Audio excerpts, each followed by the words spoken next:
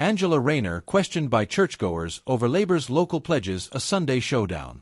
In a surprising turn of events during a recent Sunday service at a community church in Manchester, Labour Deputy Leader Angela Rayner found herself on the receiving end of difficult questions from parishioners and clergy alike.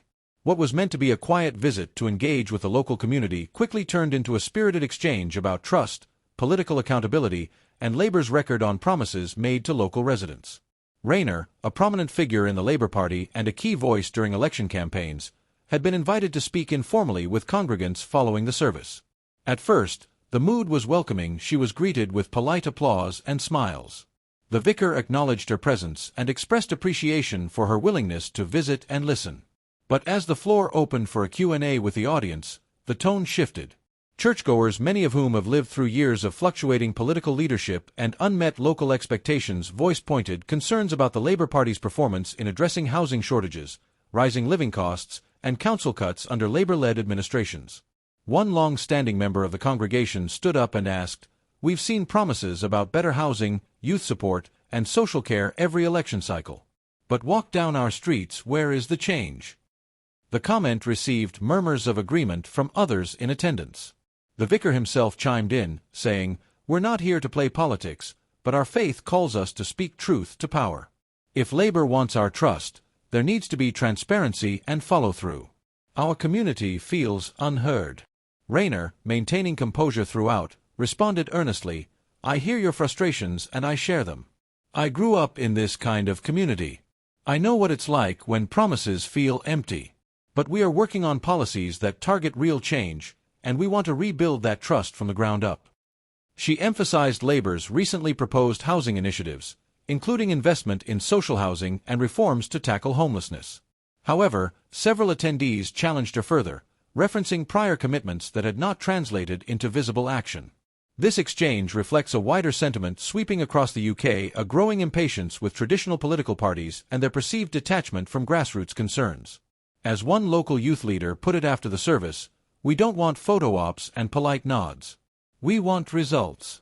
Communities like ours are falling through the cracks." Critics of Labour argue that despite being in control of several local councils, the party has struggled to implement meaningful change at the ground level. They cite delays in council housing developments and slow responses to rising energy costs as key issues. Supporters, however, point to external challenges like budget constraints imposed by central government, economic instability, and years of austerity, arguing that Labour councils are doing their best under difficult circumstances. Angela Rayner is no stranger to scrutiny. Known for her straight-talking working-class roots, she has built a reputation as someone who understands the hardships of everyday Britons. However, being relatable and being effective are two different things in the eyes of voters. Labour's challenge moving forward will be to bridge that gap between promises and delivery, especially as general elections approach and trust becomes a decisive factor.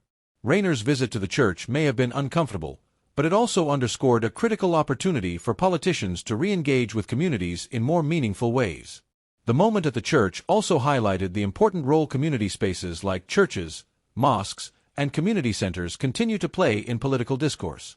These are not just places of worship but forums for reflection, expression, and the holding of public officials to account.